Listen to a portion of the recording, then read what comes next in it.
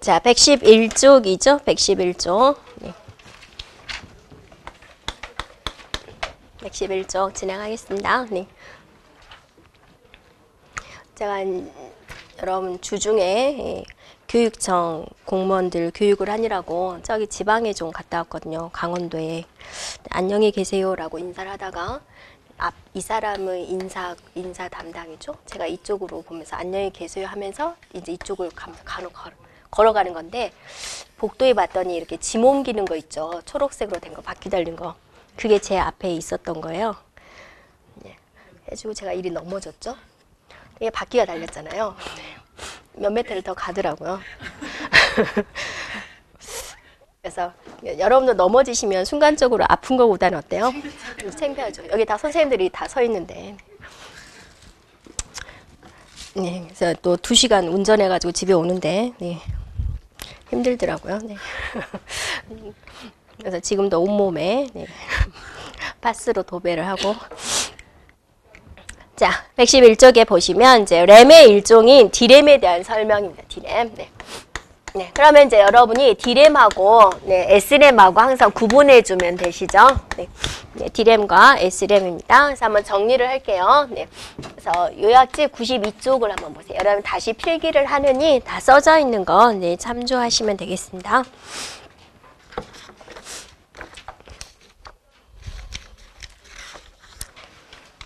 네, 잘못 말했네요. 98쪽인가요? 98.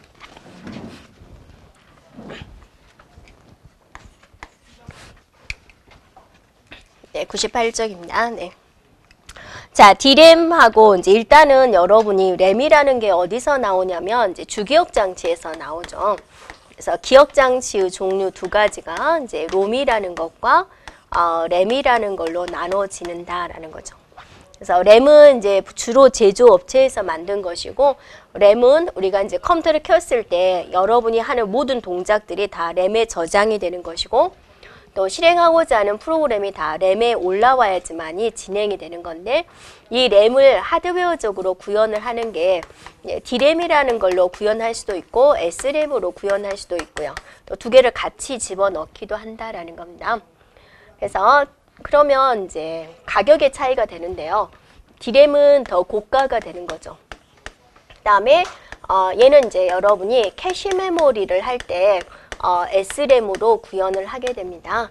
그래서 그래서 이게 가장 큰 특징이 되는 것이고 D램은 이제 반대죠. 이거보단 더 저가가 되는 것이고 주기억 장치는 이제 D램으로 구성이 되어 있습니다. 그죠?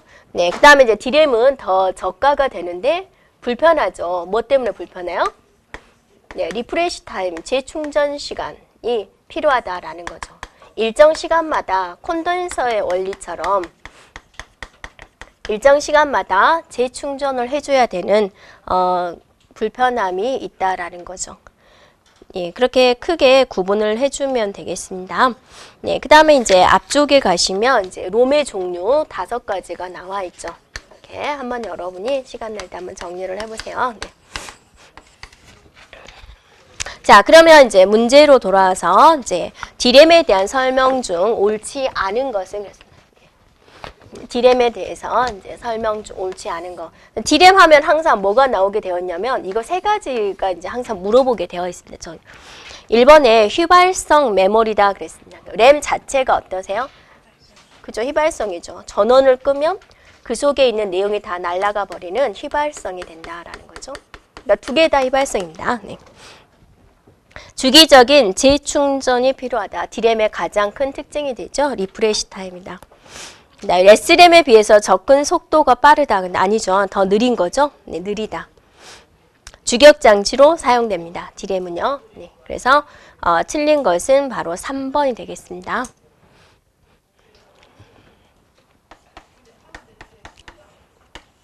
자, 문제 2번 보겠습니다. 바이오스에 대한 설명 중 옳지 않은 것은 그랬습니다. 그럼 바이오스가 뭘까? 네. 그렇죠? 네. B는 베이직, 기본적인 베이직. 네. I는 인풋. 네. O는 아웃풋.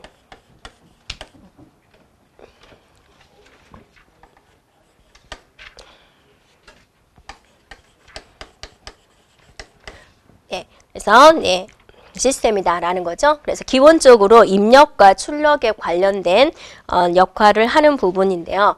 우리가 이제 바이오스는 어디에 저장이 되냐면 바로 이제 롬에 저장이 됩니다. 왜냐하면 어떤 걸 롬에다 저장을 시키냐면 거의 변동이 없는 소프트웨어를 롬에 저장을 시키죠.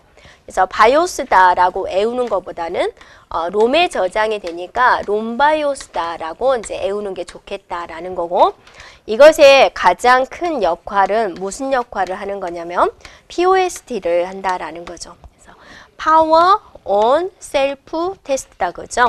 컴퓨터에 전원이 들어오면 이제 스스로 테스트를 한다. 그 역할은 이제 뭐 어디가 문제 없나? 네, 그런 테스트를 하는 게 주 목적이 됩니다. 그래서 옳지 않은 것은 무엇입니까? 전원이 들어올 때 시스템을 초기화한다. 시스템의 이상 유무를 점검합니다. 자, 운영처제를 적재하는 과정을 담당을 한다라는데요. 여러분이 보시면 운영체제는 어디에 저장이 되어 있어요? 그죠? 하드디스크에 저장이 되어 있죠. 여러분이 윈도우즈는 이제 우리가 이제 하드디스크에 이제 저장을 하게 되는 거죠. 네, 그리고 이제 실행하게 되면 컴퓨터 전원을 켜게 되면은 이 OS가 이제 메모리에 올라오게 돼서 컴퓨터 끌 때까지 얘가 자리를 잡게 되는 거죠. 그래서 네, 3번은 그걸 말하는 겁니다. 운영체제를 적재하는 과정. 적재하는 건 이게 얘네들이 담당을 한다라는 거죠. 그래서 컴퓨터를 사용할 준비를 다 맞춰준다라는 겁니다. 자, 네 번째 보면은 바이오스의 동작 여부와 상관없이 컴퓨터는 제대로 동작한다 그러는데, 네, 얘가 이제 제대로 동작해주는 역할을 해주는 거죠. 그래서 틀린 것은 4번이 되겠습니다.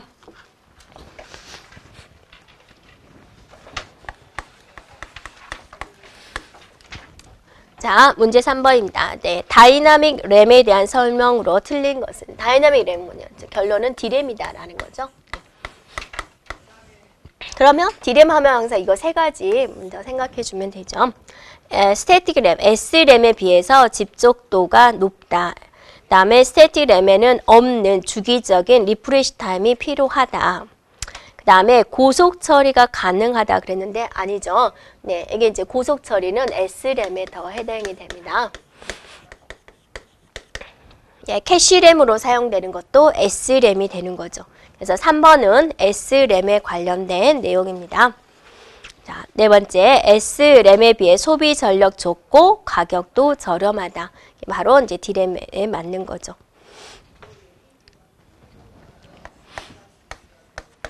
자, 문제 4번입니다. 기억된 내용이 사라지는 것. 그죠? 네.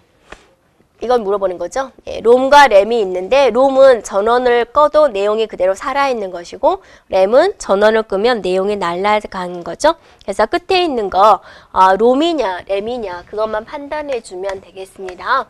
그래서 롬은 네, 전원을 꺼도 내용이 그대로 날아가지 않는다. 그래서 비휘발성이다 라고 하는 것이고, 램이라는 것은 전원을 끄면 그 속에 있는 내용이 다 없어진다. 그래서 휘발성이다 라고 이제 이야기를 하게 되는 것이고, 4번에 나와 있는 HDD는 하드디스크를 말을 하는 겁니다. 하드디스크는 전원을 꺼도 어떠세요? 네, 그 속에 있는 데이터는 그대로 살아있는 거죠. 그래서 4번의 답은 3번이 되겠군요.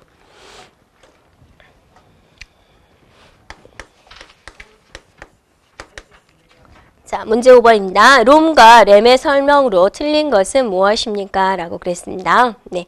자, 롬은 내용이 고정되어서 변하지 않는 부분이죠.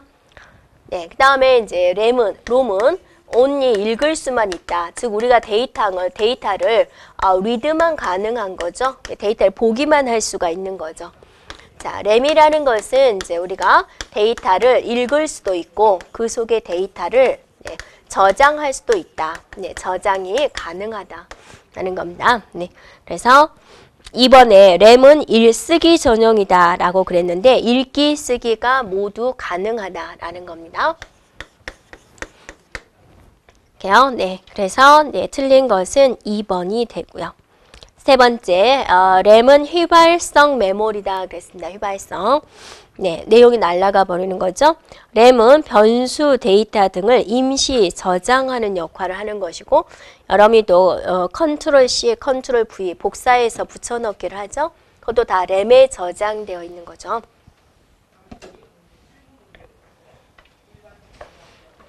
예, 그래서 틀린 것은 2번이 되겠네요.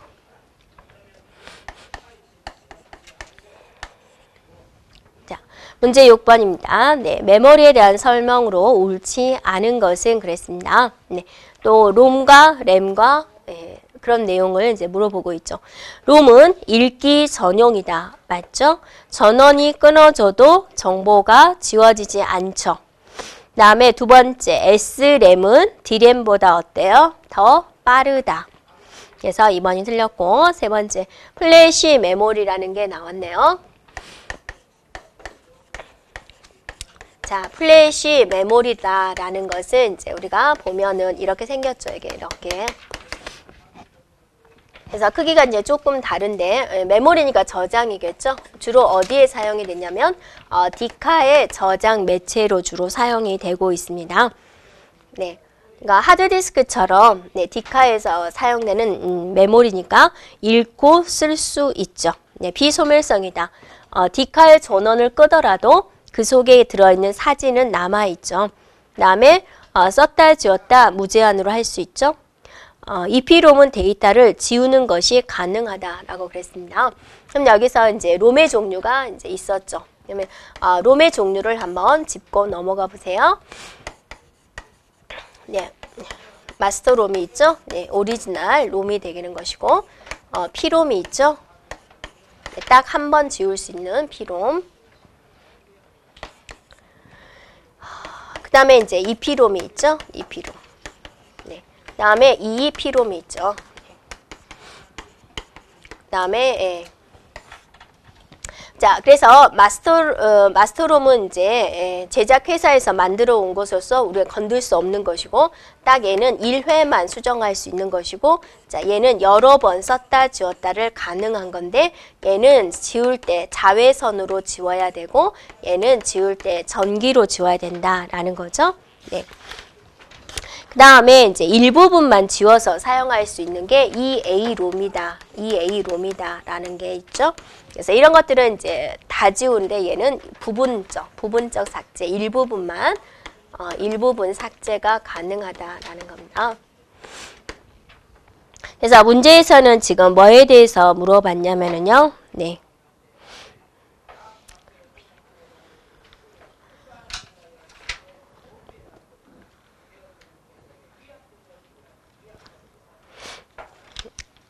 네. 자, EPROM은 데이터를 지우는 것이 가능하다. 가능하죠. EPROM 자외선으로 지우는 거 가능하다. 네. 그래서 4번 맞는 것이 되는 거죠. 그래서 6번의 답은 2번이 되겠군요.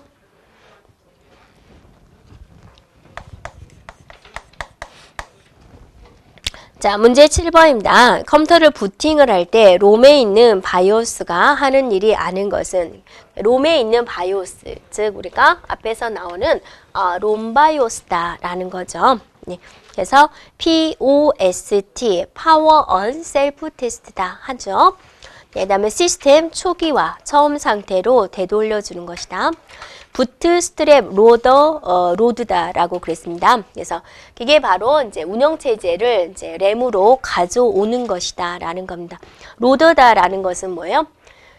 예, 주격장치로 뭔가를 가져오는 것을 우리 로더라고 하는 거죠. 그래서 부팅에 관련된 것을 이제 로더, 주격장치로 가져온다라는 것이고, 시모스 셋업이라고 나왔는데요. 자, 시모스를 셋업한다라고 그랬습니다. 이제 시모스라는 것은 이제 컴퓨터에 이제 하드웨어적인 환경을 설정해 주는 겁니다. 그래서 이거는 이제 우리가 부팅을 할 때 제조업체별로 다르지만은 제조업체에서 이제 말하는 키를 윈도우즈 로고가 나오기 전에 얼른 눌러주면은 이제 셋업을 설정할 수 있는 화면이 나오죠. 시모스 셋업을 우리가 건드려야 되는 때는 어쩔 때 하냐면, 예를 들어서 여러분이 하드디스크를 교체를 했을 때, 하드웨어적인 환경이 변화가 됐죠. 그러면 그 보드가 하드웨어를 인식을 해줘야 되고 하드디스크를 인식을 해줘야 되거든요. 그럼 시모스 셋업으로 가가지고 하드디스크를 자동으로 인식할 수 있도록 해줘야 되거든요. 그럴 때 사용되는 부분이 됩니다. 네, 그래서 이거는 바이오스가 하는 일이 아니고 바이오스는 부팅을 시켜주는 것이고 시모스 셋업은 부팅이 일어나기 전에 예, 컴퓨터에서 이제 특정한 키를 눌러주면 시모스 화면으로 들어오게 됩니다. 자, 그 다음에 이제 문제 8번입니다. 네. 자, D램에 대한 설명 중 가장 거리가 먼 것은 그랬습니다. 네. 네, D램입니다. 네. 네, D램은 네, 정보를 축전기의 충전에 의해 저장을 한다. 네, 충전한다 그거죠. 콘덴서의 원리와 같이 충전해서 사용이 된다. 저장된 정보는 한 번 저장이 되면 주기적인 충전이 없어도 그랬어요. D램은 어때요? 가장 큰 특징이 재충전 시간이 필요한 거죠. 그래서 2번이 틀렸죠. 다음에 세 번째, S램을 쓰면 될 걸 왜 D램을 쓰느냐. 일단 저렴하니까 네, 쓰는 거죠. 자, 동작 속도가 비교적 빠르다. 집적도는 높다. 대용량의 메모리에 적합하다라는 겁니다. 네. 다음에 이제 문제 9번입니다. 네. 문제 9번에서는 이제 메모리의 용량 구하는 문제가 이제 우리가 빼놓을 수가 없겠죠. 그래서 여러분이 98쪽 한번 봐보세요. 네. 자, 여러분이 항상 생각할 거는 이제 우리가 이게 메모리 용량을 구할 때 이 사각형이 이제 메모리다 그거죠. 메모리의 전체 용량이 얼마냐라는 거죠. 사각형의 면적을 구할 때 이게 가로가 되는 것이고 이제 우리가 세로가 되는 거죠. 그래서 가로 곱하기 세로를 해주면 이제 메모리의 용량이 나오게 되는 거죠. 그럼 이제 문제에서는 이제 이걸 물어볼 수도 있죠. 네, 그 다음에 이걸 물어볼 수도 있죠. 그 다음에 이걸 물어볼 수도 있죠. 하여튼 세 개 중에서 하나씩 물어볼 수가 있다라는 거죠. 그러면 이 가에 해당된 것이 무엇이냐라는 거죠. 예, 이게 바로 뭐가 되는 거예요? 네. 자, 워드의 크기가 되는 거죠. 워드의 크기. 그래서 데이터입니다. 데이터. 네. 우리가 이제 보통 앞에서 그랬죠. 직접 주소, 간접 주소 할 때 100번지에 찾아가면 이 100번지에 찾아가면 여기에 뭐가 있었어요? 데이터가 있었다. 이 데이터. 바로 이 부분을 말을 한다 그거죠. 그럼 데이터는 어디다가 저장시켜요? MAR에 저장시켜요? MBR에 저장시켜요? MBR이죠. 그래서 MBR의 크기다라는 거죠. 또 데이터를 저장하는 레지스터가 또 있습니다. 메모리에 있는 거고 평소 때 그냥 데이터를 저장시키는 레지스터 또 두 자로 된 거 뭐가 있어요? 네, DR이 있죠. 데이터 레지스터. 이것의 크기. 이 가로의 크기는 다 워드 하나에가 몇 바이트냐, 몇 비트냐, MBR의 크기가 얼마냐, 네, DR의 크기가 얼마냐라는 게 이제 이 가로에 해당된 내용이고요. 그럼 메모리에 이 번지수를 지정하는 것은 이제 무엇이냐라는 거죠. 그래서 우리가 이제 명령어 형식에서 뭐가 있었냐면, 자, 여기가 OP 코드가 있었고, 여기가 오퍼랜드가 있었다라는 거죠. 그래서 add 더하시오, 그럼 100. 그럼 이게 바로 뭐예요? 번지 이렇게 점프해서 가는 거죠. 그래서 얘가 몇 비트로 이루어졌느냐에 따라서 여기서 나타낼 수 있는 숫자의 가지수는 틀려지는 거다라는 거죠. 네. 그래서 얘가 만약에 8비트다. 그럼 얘는 2의 8승까지를 지정할 수 있다라는 거죠. 네. 그래서 얘가 이제 주소니까 이것의 크기를 우리는 MAR이다 라고 하죠. 주소를 가리키는 거. 네. 그래서 이것은 바로 뭐냐면 워드, 한 개의 워드의 개수가 됩니다. 네. 개수. 그래서 이 개수가 예를 들어서 자, 이 워드의 개수가 예를 들어서 2에 10승이 나왔다. 그러면 이 10이 중요한 거죠. 이 10이 어떠세요? 얘가 10비트다라는 거죠. 이렇게요. 네. 그래서 얘를 지정할 수 있어요. 라는 거죠. 그래서 이거는 주소를 기억하는 거 10, MAR 또 뭐예요? PC 주소를 기억하는 거. 네. 이렇게 이제 해주면 되겠습니다. 그러면 이제 문제를 한번 볼게요. 자, 메모리 용량이 256MB다 그랬습니다. 이제 우리가 그림을 그려보면 자, 이렇게 메모리가 있는데 이것의 총 용량이 256MB입니다. 라고 그랬습니다. 바이트예요.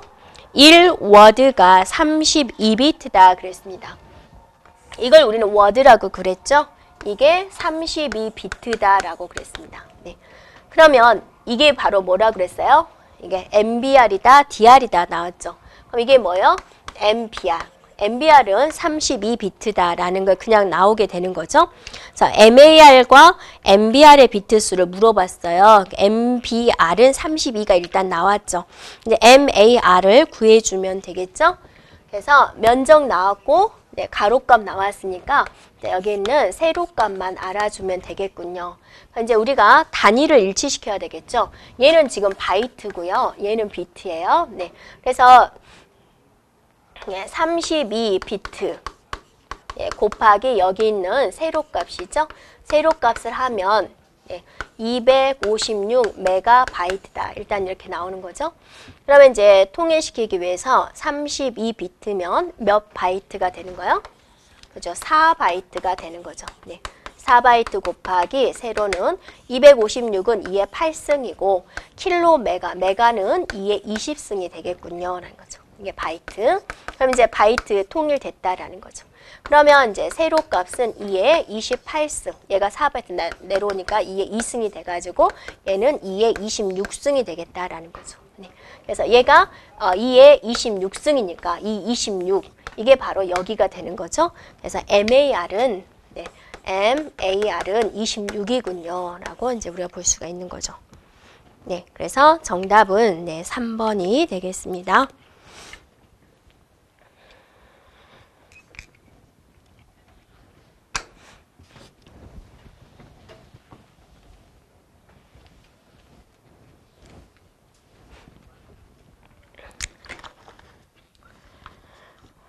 네, 그 다음에 이제 문제 10번이 되는 거죠. 자, 문제 10번에서는 한 페이지에 1024개의 문자를 포함하고 했습니다. 네, 이제 여기 한 페이지가 있는데 이 한 페이지에 1024개, 1024개 문자가 있다 그거죠. 이거는 1페이지다 가는 거죠. 근데 이 페이지가 512페이지래요. 이게 512페이지다라는 거죠. 네, 그러면 512페이지를 만들려면 몇 개의 문자가 필요한가를 우리가 계산을 먼저 해보면 512페이지고 한 페이지당 1024니까 1024개의 문자의 총 개수가 나오겠군요. 라고 알 수가 있죠. 네, 그러면 이제 용량이 얼마일까를 알아보자라는 겁니다. 510이면 2의 몇 승이에요? 9승인가요? 네, 2의 8승이 256이니까 아닌가요? 맞죠? 네. 1024는 2의 몇 승이에요? 2의 10승이 되죠. 그래서 2의 19승의 문자가 지금 되겠군요. 라는 거죠. 네.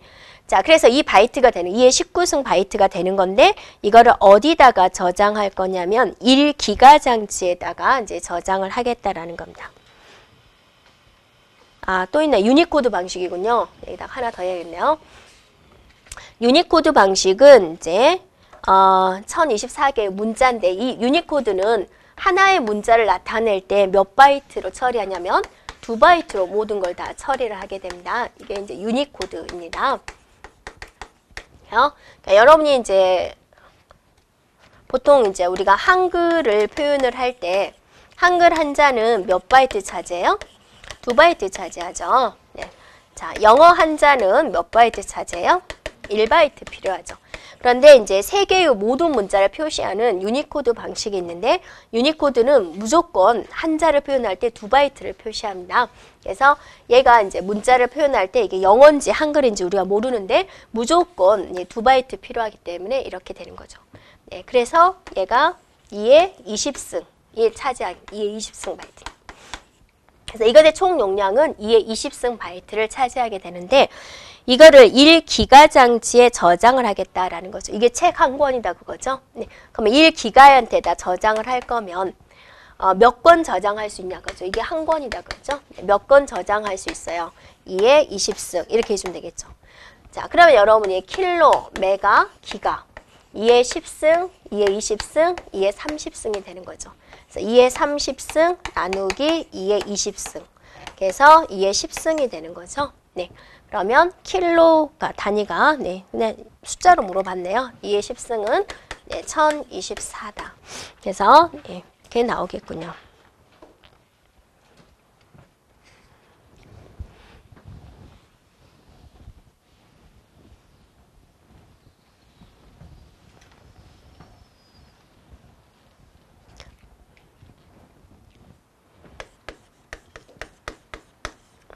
자, 문제 11번입니다. 자, 주기억장치 용량이 256메가라면 주소 버스는 최소한 몇 비트여야 하는가 그랬습니다. 자, 보면은 네, 이게 주기억장치 용량 사각형으로 표시를 할 경우 자, 256메가바이트죠. 네, 바이트.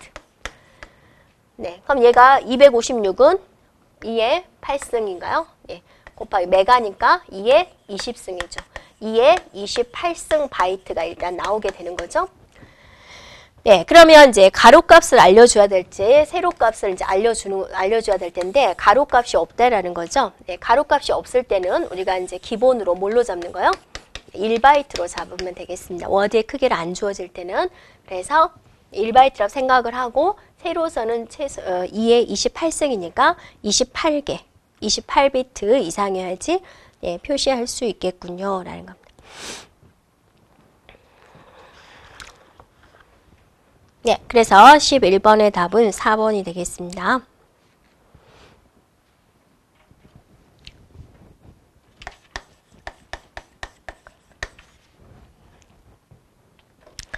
자, 12번입니다. 12번. 네, 중앙처리 장치와 네, 기억 장치 간의 실질적인 대역 폭을 늘리기 위한 방법. 자, 대역 폭은 속도하고 관련이 있습니다. 대역 폭이 늘어난다라는 것은 이제 속도를 올릴 수 있다라는 거고, 또 대역 폭은 여러분이 이제 우리가 말하는 고속도로 차선이다라고 생각을 해보면 되겠습니다. 그래서 6차선으로 달릴 때, 12차선으로 달릴 때 어마어마한 차이가 있죠. 네, 그래서 중앙처리장치와 기억장치 간에 속도를 올리는 방법 무엇일까 한번 생각을 해보면 뭘 것 같습니까?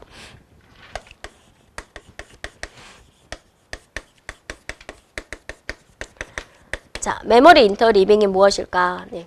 메모리 인터리빙이 무엇일까요? 인터리빙, 뭔가 했다라는 거죠. 자, 화성인 메모리 인터리빙이 뭘까요? 네, 생각이 안 나죠. 네. 요약지 98쪽 한번 봐보세요. 네, 맨 하단에 있습니다. CPU가 메모리를 이제 접근을 하는데요. 한 번 갔을 때 한 군데에서 있는 데이터를 가져오는 게 아니라 여러 군데에 있는 데이터를 가져오자. 왜냐하면 CPU는 속도가 빠르니까 그게 이제 메모리 인터리빙의 기법이 되겠습니다. 그래서 이제 CPU가 갔을 때 100번째 가서 데이터 가져와. 그럼 100번째 데이터 가져오고 200번째 가서 데이터 가져와. 데이터 가져오고 한 번 갔을 때 그냥 한 군데서 이렇게 가져오잖아요. 근데 그냥 여러 군데에 있는 데이터를 한꺼번에 가져오자. 그게 이제 메모리 인터리빙의 기법이 되겠습니다. 그래서 효율적인 주격 장치의 접근 를 위해서 만든 기법입니다. 네, 그래서 1번이 되겠습니다.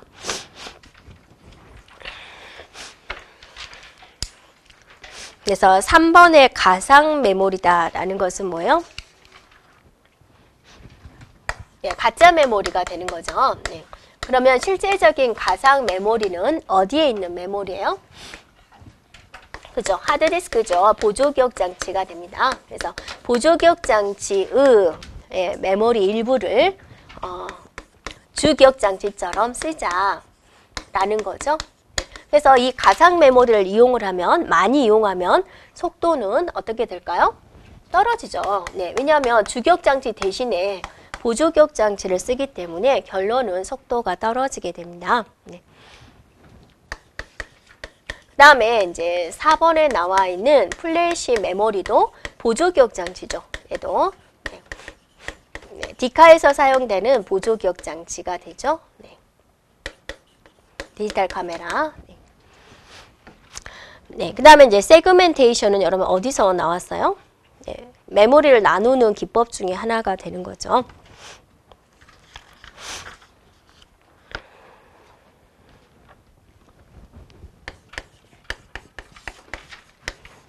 자, 문제 13번으로 가겠습니다. 네.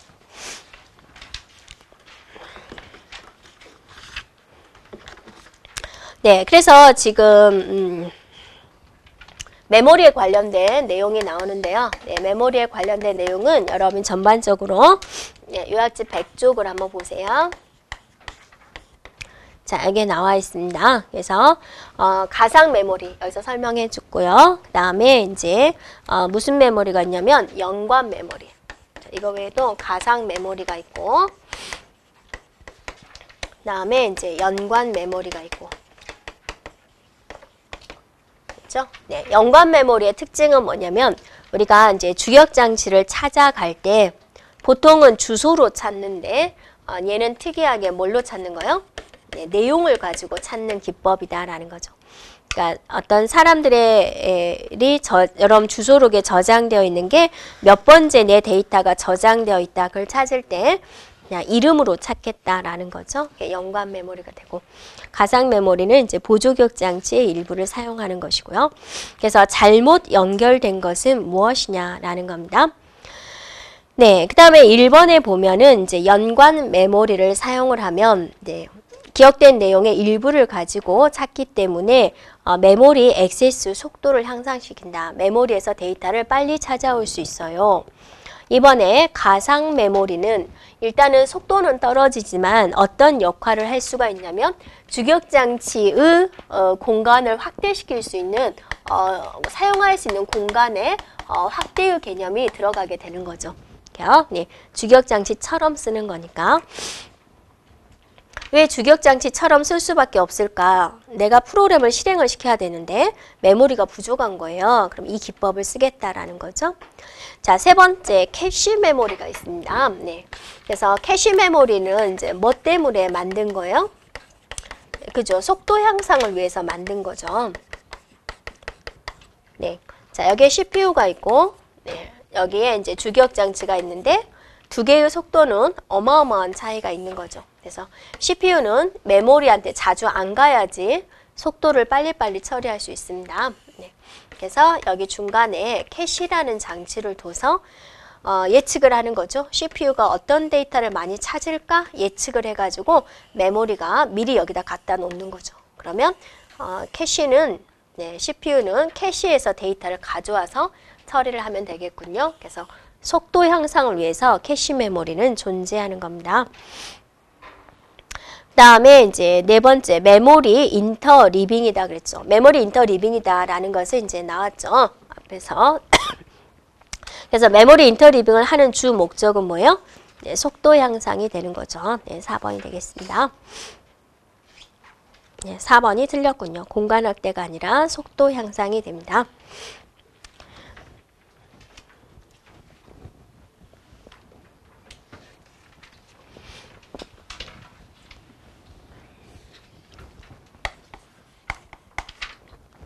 자, 문제 14번입니다.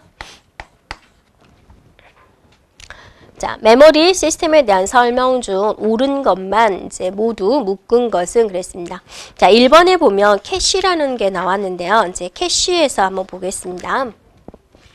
네, 캐시는 이제 여러분이 100조, 네, 요약집 100조 그대로 한번 보시면 되겠습니다. 자, 캐시에서 여러분이 이제 생각해 줘야 되는 것은 뭐냐면 CPU가 메모리에 가지 않고 캐시에 있는 데이터를 가져온다 그랬죠. 캐시에서 데이터를 가져온다 그랬죠. 그러면 여러분이 여기서 생각해야 될 게 뭐냐면 똑같은 A라는 데이터가 메모리에도 저장이 되어 있고 옮겨가는 게 아니라 복사해서 갖다 주기 때문에 캐시에도 여기에 A라는 데이터가 있다라는 거죠. 근데 이 A가 CPU가 A를 가져와서 연산에 참여를 해요. 계산을 해버리는 거죠. 그럼 이제 결과값이 나오겠죠. 그럼 그 결과값이 나왔어요. 연산했어요. 그럼 여기 있는 A와 여기 있는 A는 서로 다른 값을 가지고 있는 거죠. 값이 달라졌다 그거죠. 원래는 항상 일치를 해야 되잖아요. 그러니까 언제 메모리에도 갖다 놓을 거냐라는 거죠. 그래서 즉시 쓰기 방식과 나중에 쓰기 방식이 있다라는 거죠. 그래서 write through 방식은 캐시에도 쓰면서 메모리에도 쓰는 방식이 되는 거고, write back 방식은 이제 나중에 한꺼번에 기록하는 방식이다라는 겁니다. 그래서 다시 기억번에 한번 오면은 캐시의 write through 방식이에요. write throw는 즉시 쓰기 방식이 되는 거죠. 즉시 쓰기. 네, 메모리 쓰기의 경우에 접근 시간이 어쩔까요? 늘어나게 되는 거죠. 네, 그러니까 CPU 입장에서 어떠세요? A 여기다 한 군데서만 쓰면 좋을 텐데 여기도 쓰고 두 군데다 즉시 쓰기를 해야 된다라는 거죠. 네, 그러니까 속도는 더 떨어지게 된다라는 거죠. A를 이제 이렇게 연산에 많이 참여하지 않을 때는 또 이런 방식을 쓰는 게 낫겠죠. 자주 연산에 참여하지 않을 때는요. 네, 그래서 일단 기억은 어때요? 틀렸어요. 그렇죠? 두 번째, 메모리 인터리빙은 대역 폭을 넓히기 위한 것이다. 여러 메모리에 동시에 접근을 해서 메모리의 대역 폭을 높여서 속도 향상을 가져오기 위한 것이다. 그 다음에 가상 메모리다 그랬습니다. 가상 메모리. 하드디스크를 이용하는 가상 메모리가 되죠. 메모리의 주소 공간을 확장을 했어요. 여기까지는 맞죠. 근데 메모리의 접근 시간은 어때요? 느려지는 거죠. 접근 시간은 느려진다. 전락이 아니라 느려진다. 그래서 디귿도 틀렸군요.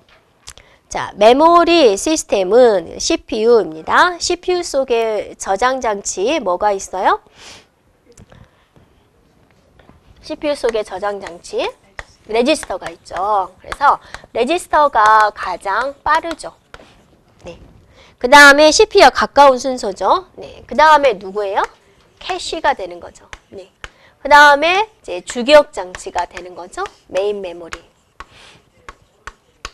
네, 짠짠짠. 그 다음에 이제 보조기억 장치가 되는 거죠. 네, 보조기억 장치 중에서도 가장 느린 게 무엇이에요? 네, 자기 테이프가 되는 거죠. 이렇게요. 네. 그래서 네. 4번은 맞았죠. 그러면 맞는 것이 니은과 리을이 되겠군요.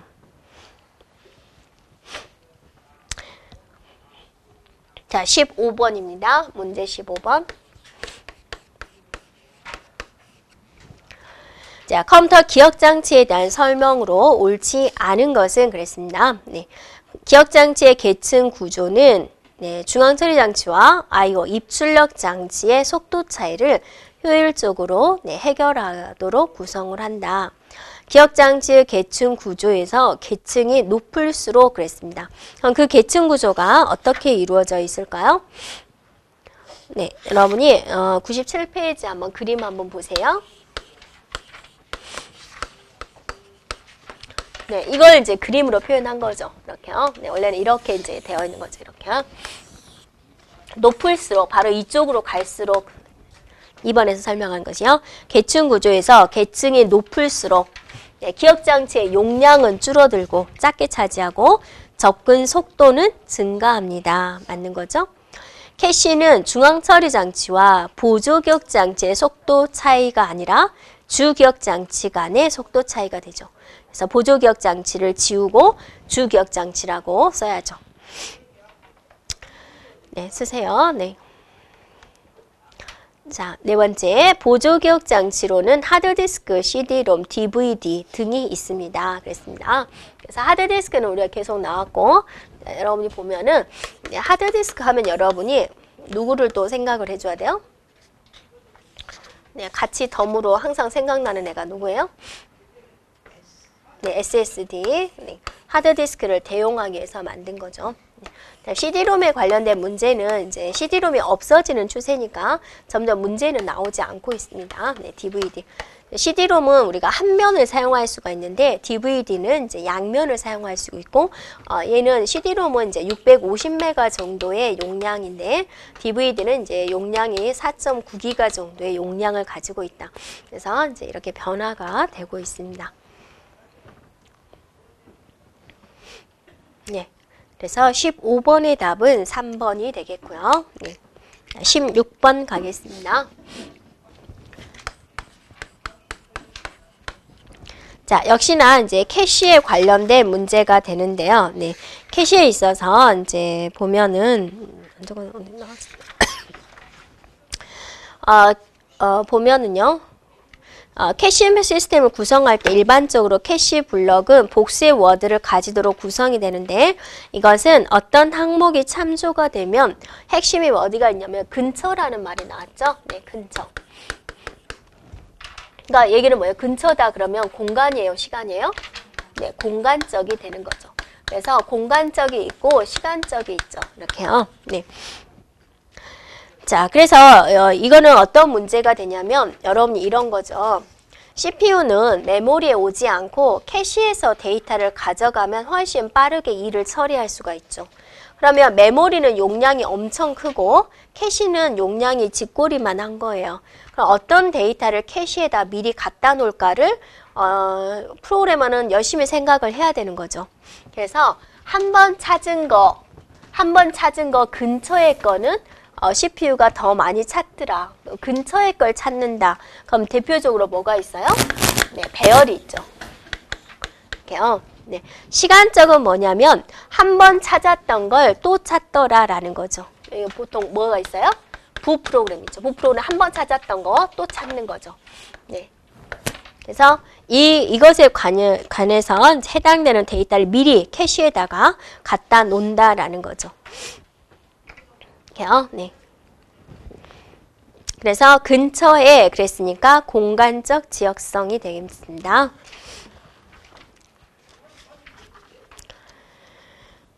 자, 그 다음에 17번 문제입니다. 17번 문제도 한번 잘 생각을 해볼게요. 캐시에 관련된 문제가 되는데요. 이게 이제 어떤 문제가 있냐면, 네. 그러니까 메모리는 엄청나게 큰데 이제 캐시는 작다 그거죠. 그러면 이제 주소에 문제가 생기는 거죠. 몇 번째다 갖다 놓을 것이냐를 생각을 해줘야 되는데 그때 나오는 게 이제 되는데요. 여러분이 거기 보시면 100쪽 한번 봐보세요. 요약적 100쪽에 캐시에 어디다 갖다 놓을 것인가를 생각해야 되는 방식이 직접 사상 방식이 있죠. 먼저 직접 사상은 어떠세요? 네, 캐시에 지정된 위치에만 매핑을 하는 방식이 되죠. 그러니까 예를 들어서 네, 주격장치 주소가 1010 001이다. 그럼 자기가 이제 이렇게 잡는 거죠. 그래서 얘는 꼭 캐시에 1번째만 갖다 놓겠다. 왜냐하면 주격장치는 용량이 크니까 자리수가 많단 말이에요. 주소가. 근데 캐시는 집고리만 하니까 비트 수가 적게 차지하는 거죠. 주소가. 그래서 얘는 뒤에 딱 2개 잘라가지고 넌 1번째만 가. 이렇게 꼭 지정된 장소에만 가세요라는 게 직접 사상이 되고요. 연관 사상은 아무데나 던져 놓는 거죠. 아무데나 들어가. 비어있는데 아무데나 들어가. 그게 연관 사상이 되죠. 2개를 짬뽕해 놓은 게 집합 연관 사상이 돼요. 그럼 집합 연관 사상에서 지금 2웨이가 있고 4웨이가 있죠. 이거는 뭐냐면 여러분이 얘를 1번지에 가 그랬어요. 그럼 이제 캐시에 가서 1번지에 가서 데이터가 이제 저장이 됐어요. 이렇게. 네. 저장이 됐는데 이제 그 다음에 할 것이 이거죠. 얘도 어떠세요? 1번지잖아요. 1번지에 이미 얘가 있네요. 그럼 얘는 1번지에 못 들어가는 거죠. 그랬을 때 1번지에 들어갈 수 있는 공간을 하나 더 만들어 놓는 거죠. 그럼 얘는 여기에 어떠세요? 데이터 들어올 수가 있는 거죠.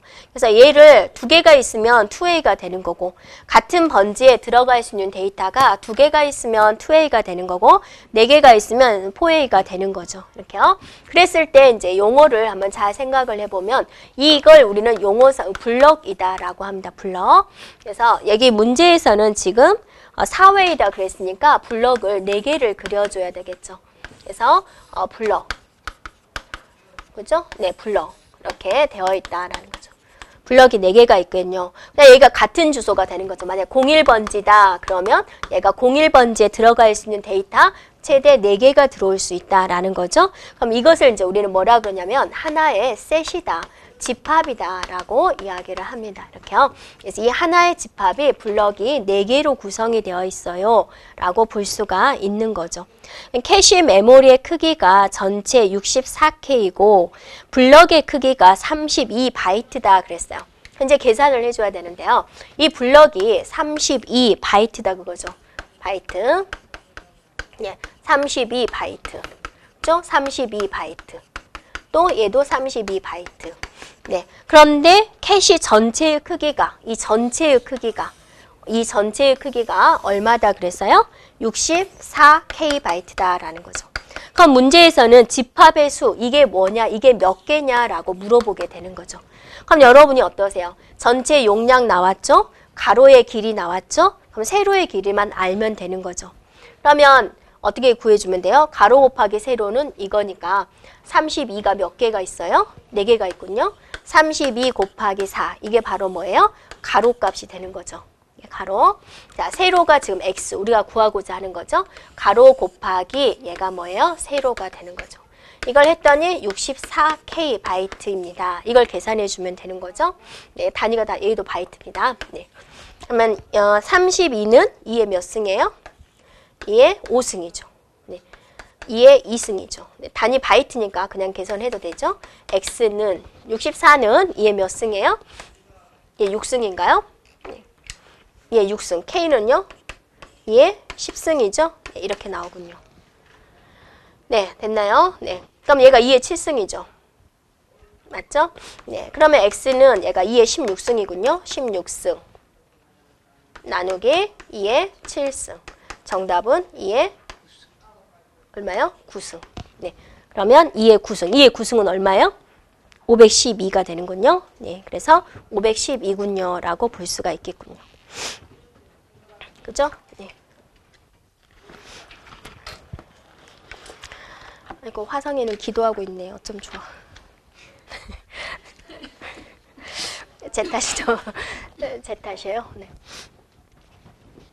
유일한 남성분인데 챙겨줘야죠. 여러분 챙겨주세요, 저분. 자기 욕하고 있는지, 자기 욕먹고 있는지 모르겠죠? 하여튼 정리하시고, 네.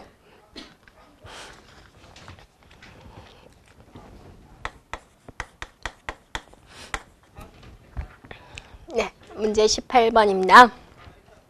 그래서 어떤 방법으로 계산을 해도 되고요. 네, 교재에서는 또 그렇게 했는데 이제 이렇게 그림 그려서 여러분 계산해주면 네, 되시겠습니다. 자, 18번 문제인데요. 이제 메모리와 캐시 메모리에 구성된 메모리 계층의 평균 메모리 접근 시간은 하고 물어봤습니다. 그래서 이거는 이제 여러분이 이렇게 생각해 주면 되죠. CPU가 있고 캐시가 있는데 데이터를 네, 여기서 가져오느냐. 적중을 해서 내가 이제 CPU가 원하는 데이터가 있어서 네, 캐시에 갔다 온 시간, 네, 캐시에 갔다 온 시간 더하기 그다음에 메모리, 캐시에 가보니까 없어요. 메모리에 갔다 온 시간인데 이렇게 정밀하게 말한다면 CPU는 바로 메모리에 가지 않죠. 캐시에 갔는데 없더라. 그래서 메모리에 갔다 온 거죠. 그래서 여기는 캐시에 갔다 온 시간 더하기 메모리에 갔다 온 시간. 이게 이제 이렇게 되어야지, 그리고 이제 여기가 몇 %냐라는 거죠. 여기 적중률이 얼마냐. 얘는 적중률이 얼마냐라는 걸 따져야 되는데요. 캐시 적중 시간, 캐시에 갔다 온 시간이 10 나노세컨드다 그랬습니다. 네. 나노세컨드, 캐시에 갔다 온 시간. 그래서 캐시에 갔다 왔는데 거기에 데이터가 있었어요. 그게 90%다 그거죠. 100분의 90%다. 거기다가 이제 캐시에 갔더니 없어요. 그래서 메모리에 갔다 오겠죠. 네, 그러면 이제 캐시 실패 손실이라고 있죠. 그게 메모리 갔다 온 시간이죠. 캐시는 캐시에 가서 없으니까 왔다가 메모리 가져온 거죠. 그래서 얘가 10이고 얘가 100인 거죠. 그러니까 메모리에 갔을 때는 캐시에 갔다가 와서 없으니까 다시 메모리에 가져온 거죠. 10 더하기 100이 되겠죠. 그 확률이 얘가 90%니까 얘는 남은 10%가 된다라는 거죠. 이렇게요. 이렇게 계산이 이루어져야 되겠군요. 단위는 다 나노세컨드가 되는 것이고요. 단위는 지금 NS가 되는 거죠. 그러면 이제 계산을 해보세요. 네, 그러면 얘는 얼마예요? 100분의 900이면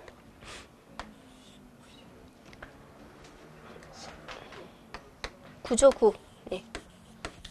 네, 이거 하나 없애고 이거 하나 없애고 얘는 110이군요. 얘가 110이니까 그럼 얼마예요? 110 11 나노세컨드. 그래서 20 나노세컨드 이렇게 되겠군요. 네, 그래서 정답은 3번이 되겠습니다. 네, 여기까지 하고 저희 쉬었다가 진행하겠습니다.